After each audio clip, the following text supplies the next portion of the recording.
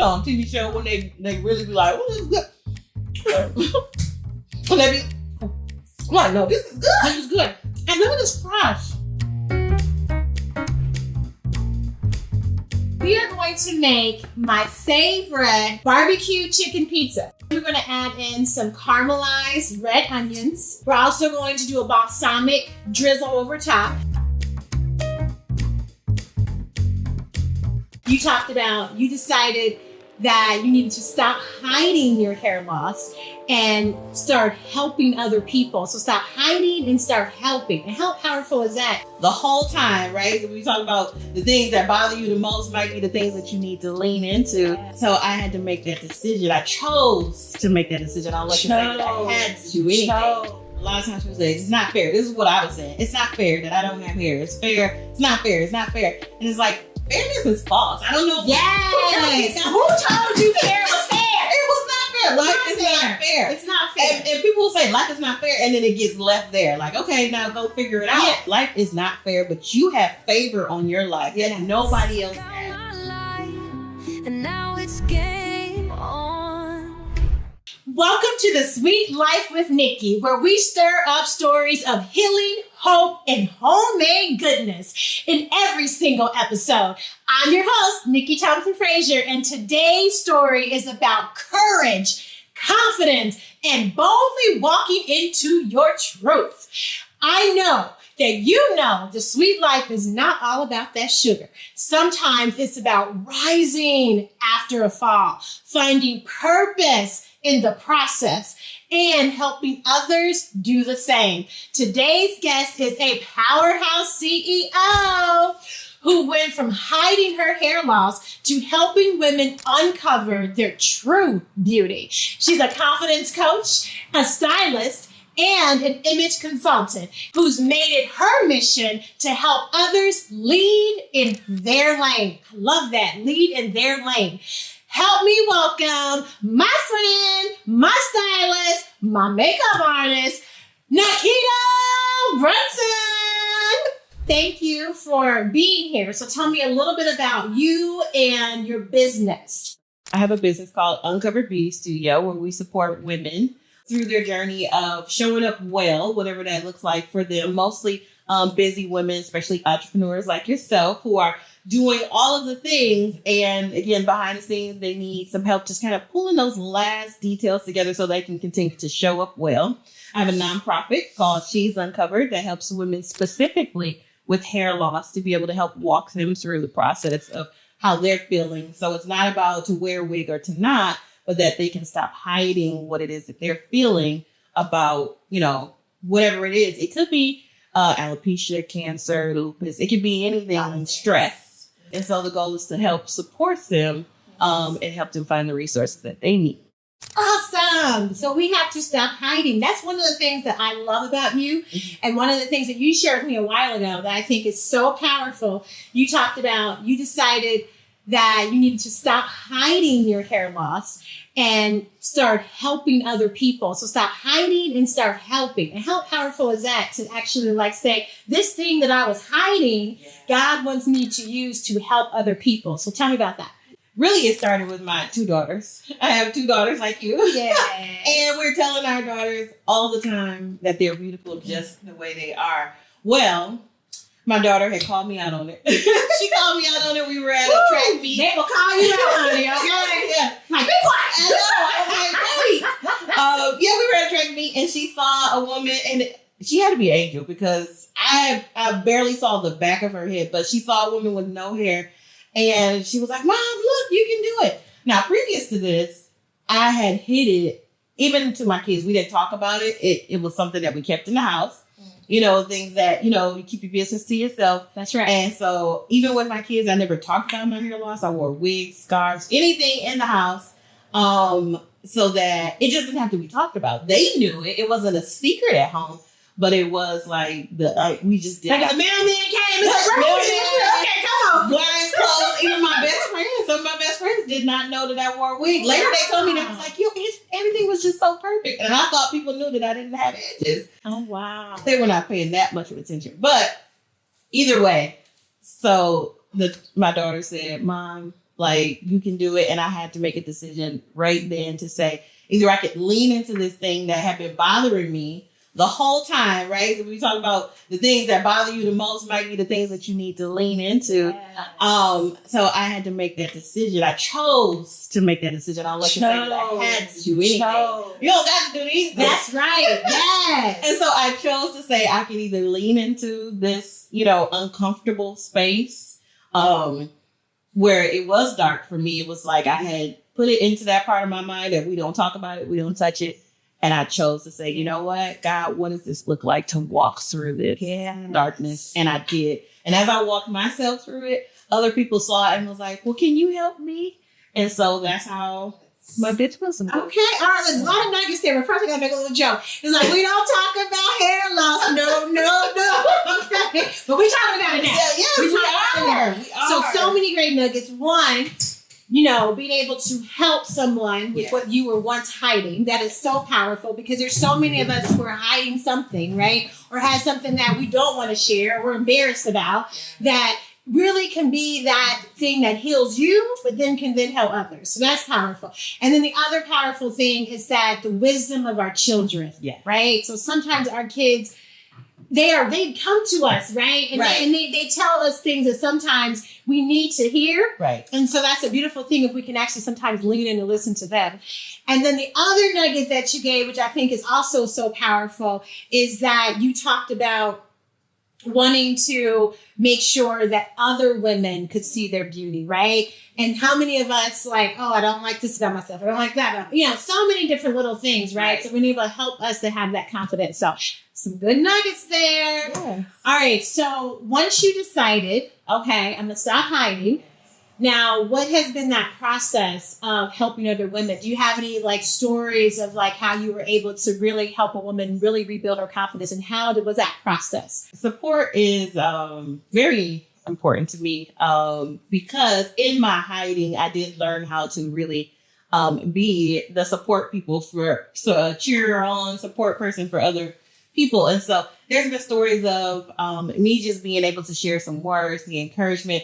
It's that good girlfriend type relationship where it's like, here, let me hold your hair while you're, you know, doing whatever. Let me button that up for you. Let me be that extra strength, like kind of like not a backbone, because usually somebody's spouse is their backbone, but to be able to say, yes, let me do all of these things and help you so that you can say, you know what, that those things that normally I felt unseen, or I would have had to do it all myself, like you were able to come in and help me do it. And then I showed up and everybody was like, wow, you look amazing. Yeah.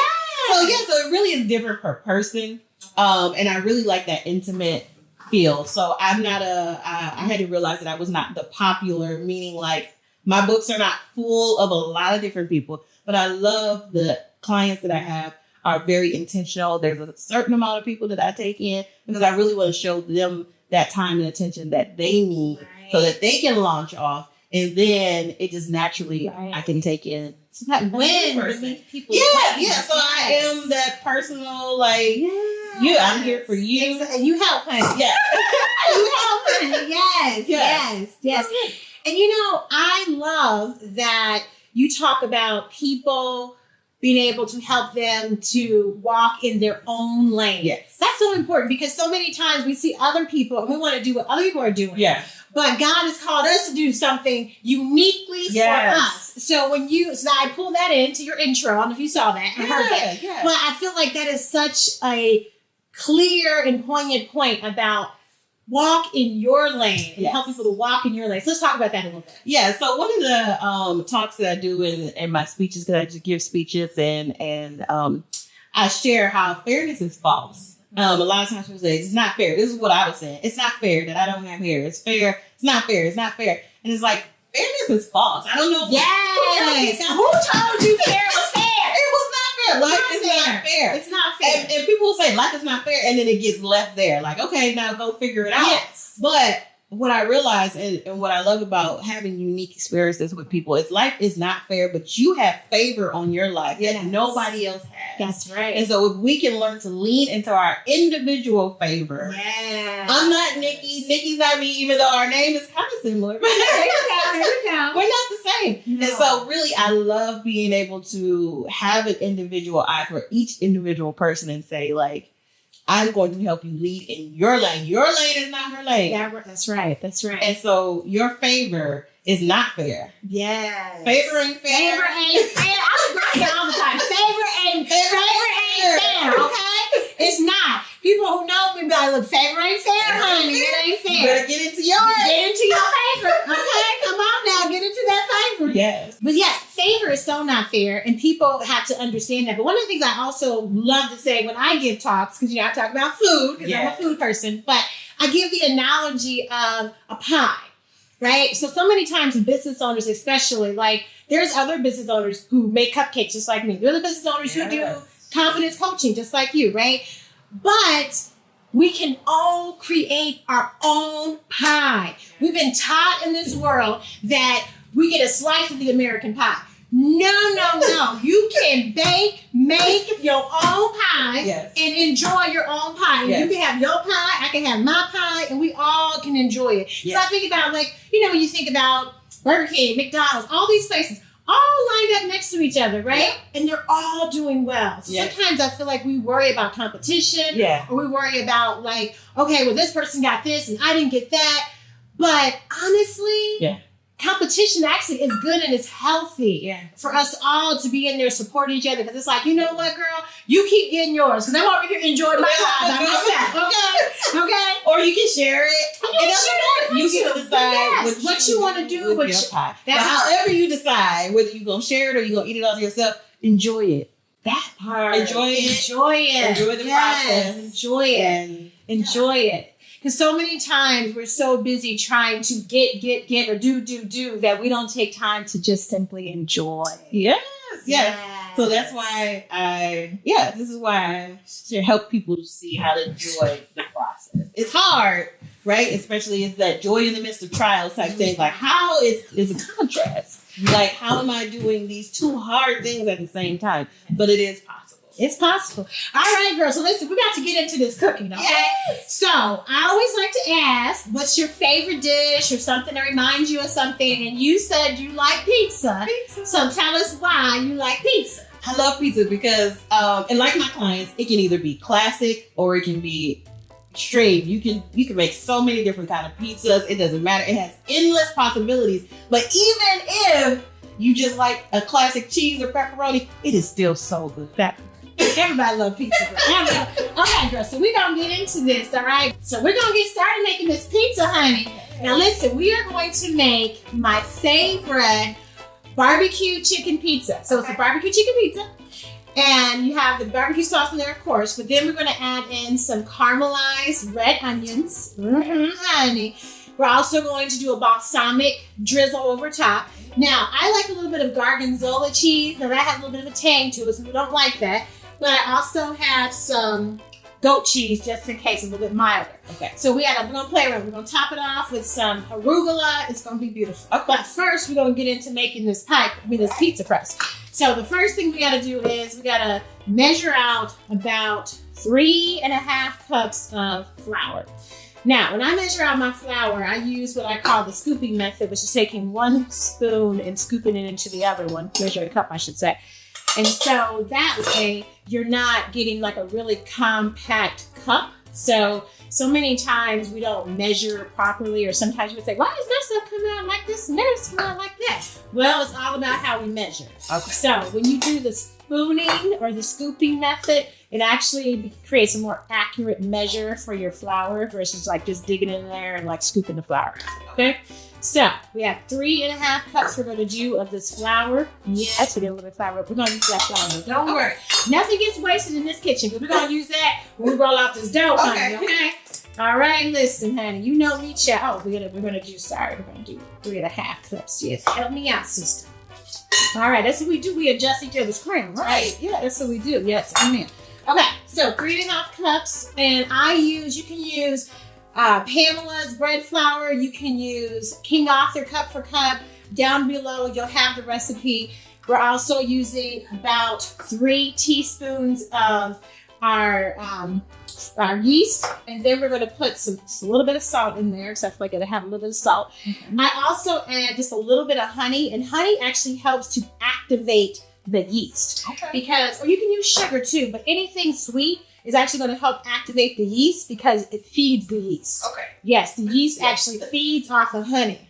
Yes. Yes. All right. Then I have nice warm water already. So I'm going to put my warm water in here. This is 1 1/2 cup of warm water. I'm going to use 1/4 cup of oil, your favorite kind of oil. I use avocado. Now I know you like avocado oil. Yes, you are. Now listen, get into this avocado oil, baby, okay? It is so good for you. So many good properties in that avocado. It's like an avocado. Yeah. So we're just going to mix this together just like this. And then we are going to put this in the oven. Now, I have an oven that has a proof on it, okay? So if your oven does not, you can set your oven to about the lowest temperature, 170, whatever the lowest one is. Set the temperature to that. Then turn it off. And then go ahead and put your dough in there. And then you can just let it proof for about 45 minutes to an hour. We want it to double in size. And we're going to get off to the races. All right. Okay. So I am just literally just kind of mixing this together with my hands, because my grandmother said that the best kitchen utensil, yes, these hands right here, girl. Okay. Now, what are some things that your grandmother taught you in the kitchen? Because I know you said your grandmother, you loved her peanut butter cookies. Yes. My godmother used to. So I have my 2 personal grandmothers, my mother's and my father's mothers, passed away when I was very young, and so my godmother came into play. And she would always bake cookies for the church. And when she baked cookies for the church, she baked them for everybody in the church. She didn't make a handful of cookies. We baked cookies all year for Christmas. Aww. And she would make sure everybody had an individual bag of a variety of cookies. Yeah. She didn't just make them one cookie, but she would make a variety. But the peanut butter cookie was my favorite. Aww. It was my dad's favorite was peanut butter. Yes. My kids can't have peanut butter. Okay, so basically, I'm covering this with just a dish towel, and I'm going to put it in the oven, and we're going to proof it for at least 45 minutes to an hour to a doubles. All right, so let me do that real quick, and we'll be right back. We got that pizza dough going, proofing. Now it is time to get into what we make in here, honey. Okay. So we are going to caramelize these red onions. I love red onions. Red onions, honestly, are sweeter. So, we like that sweet life. So they are a little bit sweeter. And also when you caramelize any onion, you're going to bring out the sweetness in the onion. So it just makes a nice sweetness to it. So I think it balances all the other flavors that we have going in this barbecue pizza. Mm-hmm. We have the sweetness of the onions, but it's also got that little tang, because, onions got that little tang. Okay. And then also we have the, kind of pungentness of the cheese with our gorgonzola cheese. Now, gorgonzola cheese is in the same family as blue cheese. Okay. Yes, blue cheese. So, as you know that, honey, because I know you know how to cook. Yeah. So, where do I find it if I wanted to buy some of that? Yes. So, you usually can find the blue cheese in, the specialty cheese area. So, where that is, I know, at Meyer, where we are locally, it's usually in that, deli section. Okay. So we're going to go ahead and just dip those onions in there with a little bit of oil. Okay. We're going to just start letting these cook up.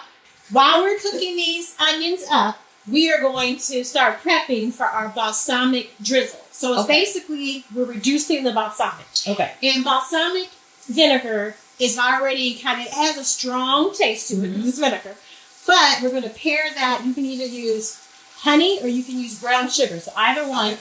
And you just cook it and cook it and cook it until it reduces to that syrupy sweetness. Okay. We're going to drizzle that on top of the pizza. Okay. Mm-hmm. Yes, baby. We got this. We got to have some good stuff going on over here in this kitchen. So I love this because actually when I go get pizza from, there's a place where you can go and you can build your own pizza. Yes. At the end, I do add the balsamic. Yes.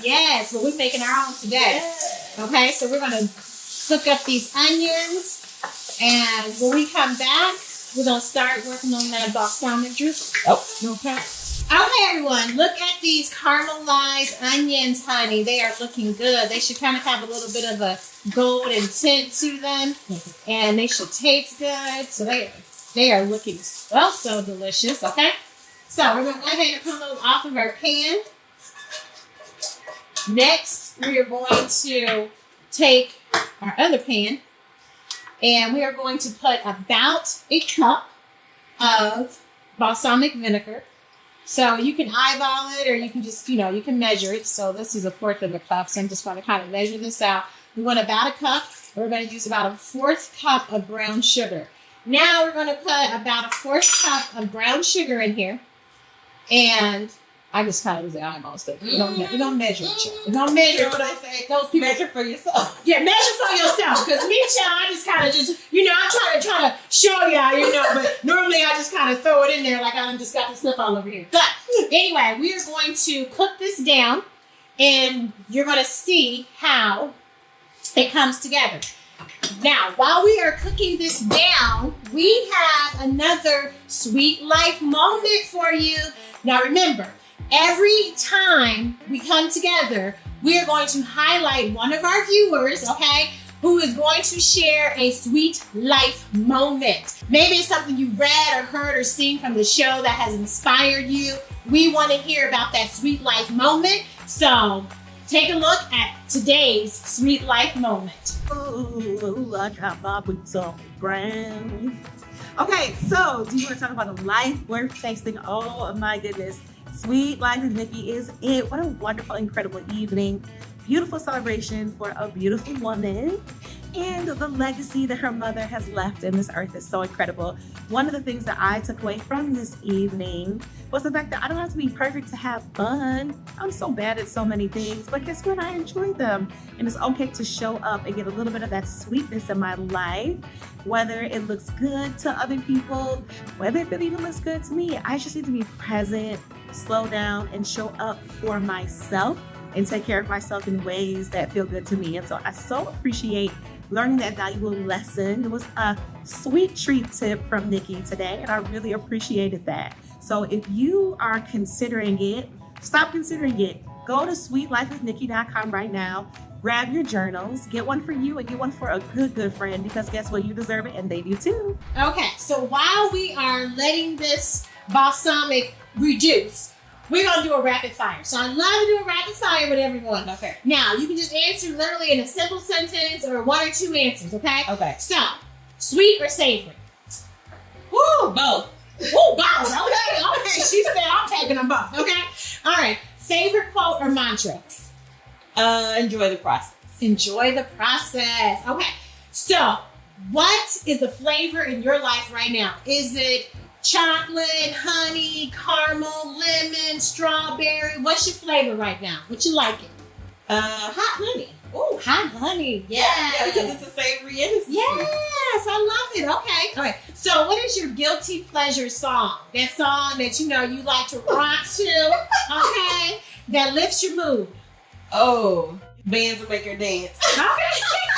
It's not a good song. Don't play it. Don't Google it. But don't play it around the children, okay? We said it's a guilty pleasure, okay? It's a guilty pleasure. All right. Bands will make her dance. Okay, nothing wrong with that. But we don't listen to it after this, okay? Because I need to know, okay? Because I'm not going to make that my guilty pleasure, all right? Okay, so what's one non-negotiable in your self-care routine? Prayer. Prayer and that's the reflection. I just really need time to process what is happening. But not just through my own lens, but just to submit it and say, maybe I'm misunderstanding something. I need to submit it in prayer. That is important for self-care. Yeah. Absolutely. All right, so we're going to look at this and we're going to get back to these rapid fire questions. Look, it's starting to boil. You see how that's boiling? Okay. All right, so the next question is, one word to describe your journey so far. One word. Whoa. Probably pizza. Pizza. All right. Because pizza has all of it, right? Right. Simple, not so simple, complex. Yeah. All of it. Okay, I like it. Okay, so coffee, tea, or something stronger? Tea. What's your dream legacy? Ooh. I really want my children to also enjoy life. To not get so bogged down by our thoughts. Sometimes we get just allow our thoughts. But I love that we can create, life too. Like I use this power to create life. Yes, I love that. Okay. So your last sweet encounter that made you smile.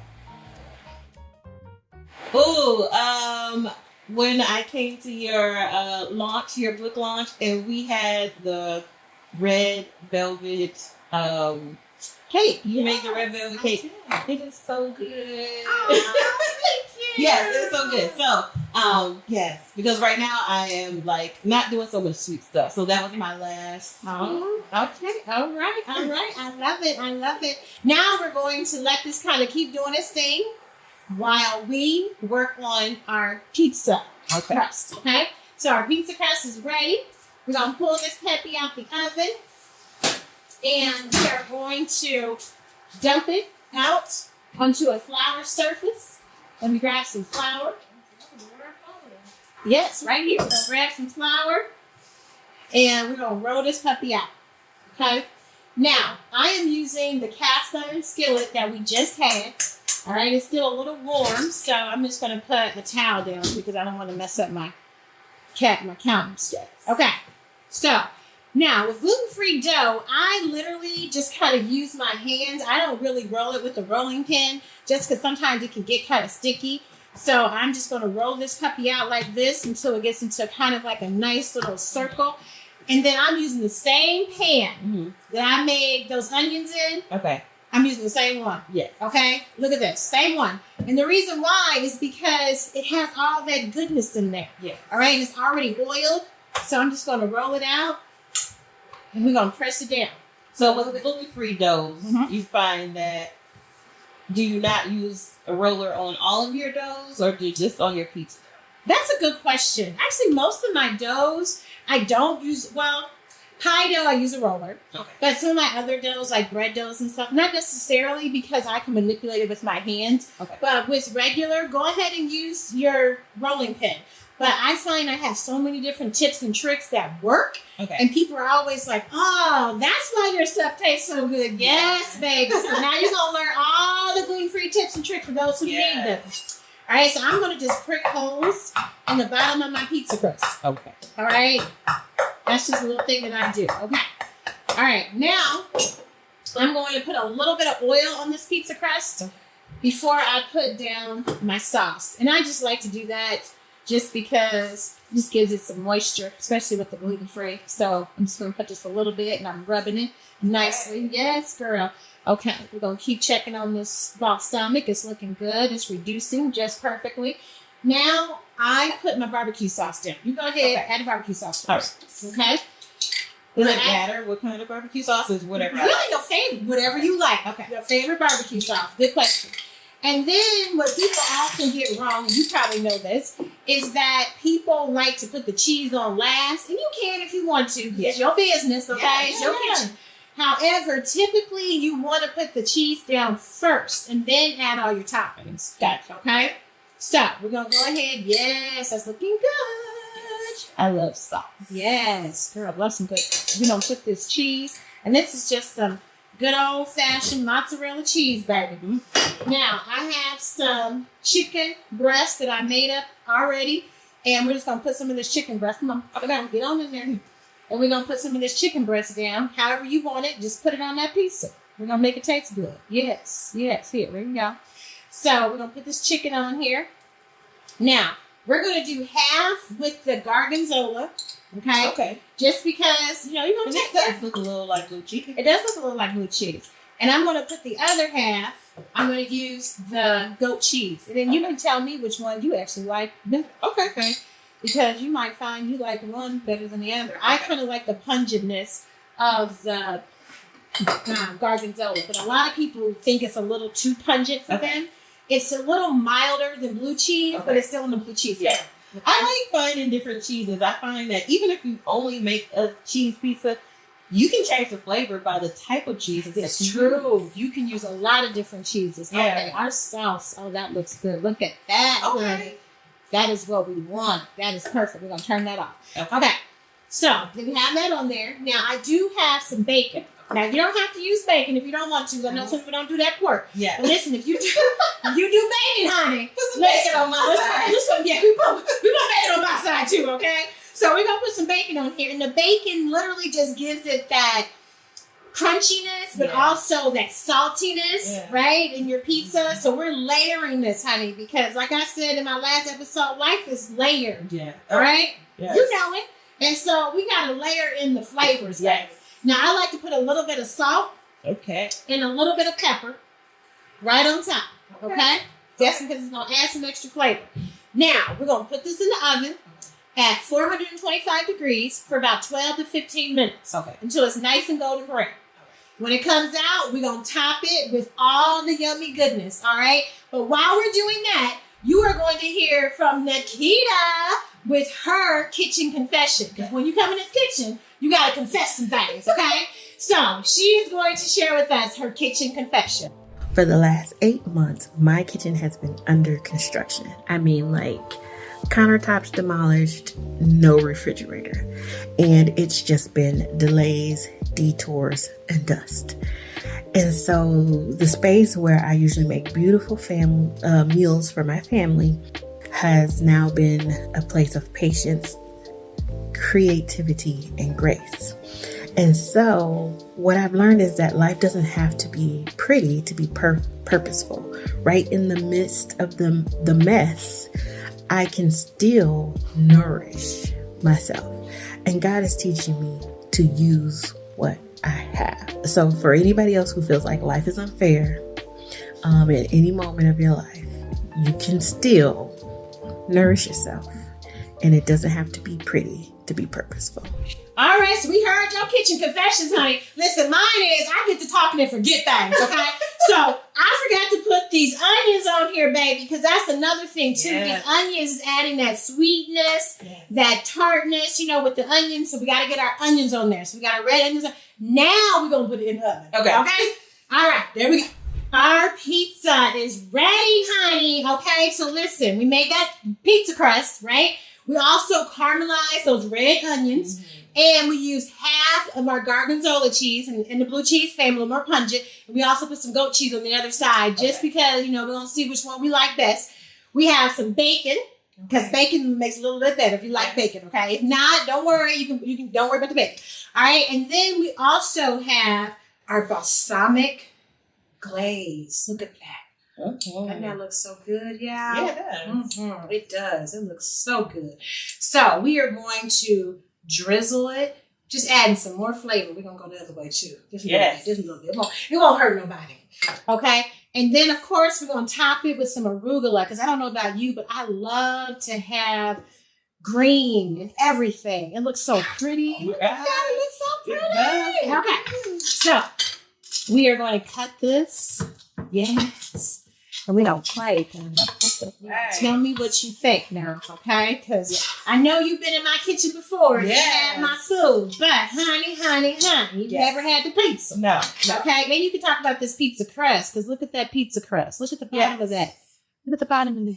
And it's cool, it's gluten-free. Yes. As we're aging well. So things that I share with my clients about aging well. Yes. We have to reimagine the things that we used to be able to do or eat. Yes. Right? So some other people may have had to. Yeah, because my friend actually, as an adult, had to stop eating gluten. Yeah. Right? Yeah, so it happens in all ages. But but you do not have to limit. Oh my gosh. It's like, this pizza looks sexy. Bro, it is sexy, honey. Listen. I say all the time, honey, you gotta make love to your food, honey, because it should be sexy, okay? Okay, but more importantly, you gotta make love to yourself. Yes. And I'm not talking about that. I'm talking about loving yourself, right? Absolutely. So being good to yourself. Okay.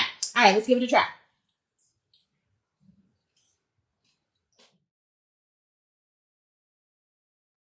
No, it's good. Mm-hmm. All the different flavors. No, it's good. Mm-hmm. But now you be thinking, on TV show when they really be like, "Oh, this is good."